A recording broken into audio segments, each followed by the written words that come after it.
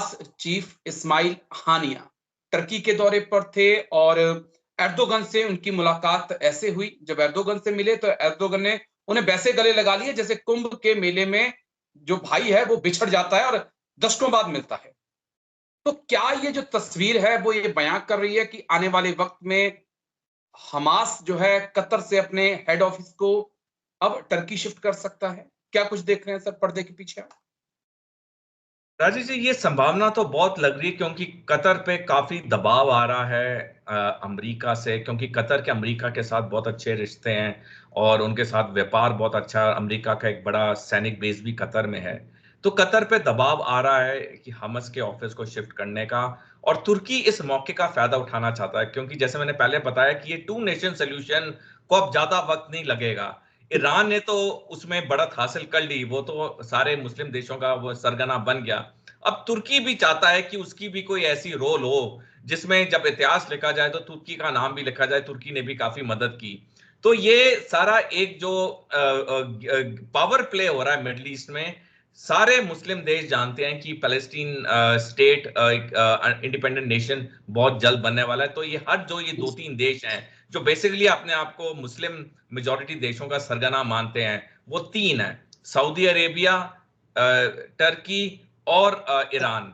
और इन तीनों ठीक के है। बीच में जो कंपटीशन है मुस्लिम मेजॉरिटी देशों का सरगना बनने की, उसमें ये तुर्की कदम उठा रहा है ताकि उसका भी एक महत्वपूर्ण रोल आ जाए जब इतिहास की किताबें लिखी जाए। तो हाँ, इसमें ठीक। इस बात में काफी दम लगता है और ये जल्दी होने की उम्मीद है।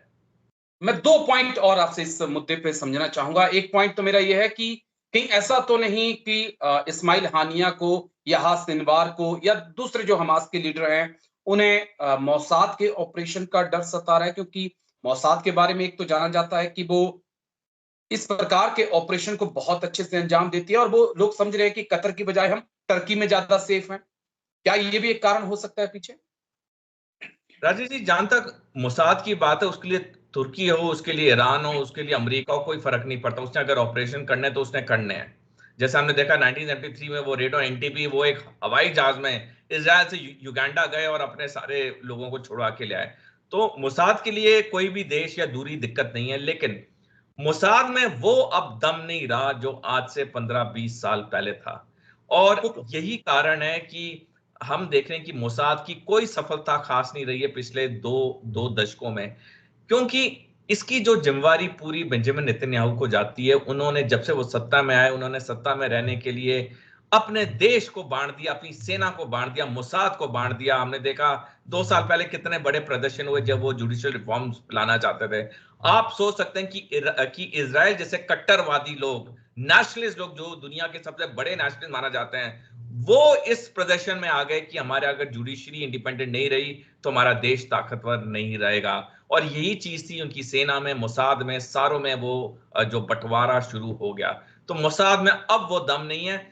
ये जो मैंने जैसे पहले बताया, ये जो शिफ्टिंग होगी हमस हेडक्वार्टर की अगर होगी, ये सिर्फ इसलिए कि तुर्की भी ये जो सामने विजय दिख रही है पैलेस्टीन के लिए, उसमें भी वो अपना हाथ डाल के अपना भी एक झंडा लहराना चाहता है। ठीक है। एक आखिरी पॉइंट, लेकिन मुझे लगता है कि बहुत कम लोग इसके ऊपर बात कर रहे हैं या चर्चा कर रहे हैं। सर, ओसामा बिन लादेन जिसने 9/11 को अंजाम दिया, अमेरिका लगातार उसे ढूंढता रहा हिंदू कुश पर्वत पर, जहां भी वो मिला आखिरकार उसकी एबटाबाद में पता चलता है और एबटाबाद में उसको मौत के घाट उतार दिया जाता है। फिर साथ ही में उनके दूसरे डिप्टी थे अल जोहारी, उनको भी ड्रोन की मदद से मार गिराया जाता है। तमाम अलकायदा के लीडर को अमेरिका मार गिराता है जिन्होंने 9/11 को अंजाम दिया था। सवाल बहुत अहम है सर, यहां सिनवार की बात करें या इस्माइल हानिया की बात करें, वो अगर कोट पैंट पहनकर कभी ईरान जा रहा है, कभी जाके टर्की पहुंच जा रहा है, तो क्या उसके ऊपर वैसी कार्रवाई अमेरिका की तरफ से क्यों नहीं की जा रही? कहीं अमेरिका भी तो यही इजराइल के साथ गेम तो नहीं खेल रहा है? राजेश जी, अमेरिका इस इजराइल फिलिस्तीन के जंग में ज्यादा पड़ना नहीं चाहता, सिवाय इजराइल को पैसे और हथियार देने के। क्योंकि अमेरिका जानता है कि अब ना तो अमेरिका में वो ताकत रही है ऐसे युद्धों में हिस्सा लेने की, दूसरा अमेरिका की आर्थिक जो हालत है वो ठीक नहीं है, तीसरा अमेरिका के अंदर ही बड़े अंदरूनी प्रदर्शन हो रहे हैं। उसके नागरिक कह रहे हैं आप हमारा पैसा क्यों बर्बाद करो दूसरी देशों के जंग में। तो अमेरिका इन सारी चीजों से दूर है, बजाय कि पैसा देने के, हथियार देने और बयानबाजी करने के। इसराइल जैसे मैंने पहले बताया वो कर नहीं सकता, उसमें वो ताकत नहीं रही है। तो ये सारी चीजें जो फिर दिखाती हैं, जो मैंने शुरू में कहा कि अब जो ये अरब देश है या मुस्लिम देश है, ये मिडिल ईस्ट के, ये बहुत ताकतवर हो चुके हैं, क्योंकि इन्हें 2007 से रूस और चीन का अनलिमिटेड समर्थन है। वरना 20 साल पहले ईरान तो सोच भी नहीं सकता था इजराइल पे हमला करने की, और ये सारे अरब देशों को कई जंगों में इजराइल ने हराया था। लेकिन अब वो चीज नहीं रही है। अब इजराइल सैनिक और आर्थिक तरीके से बहुत कमजोर हो चुका है।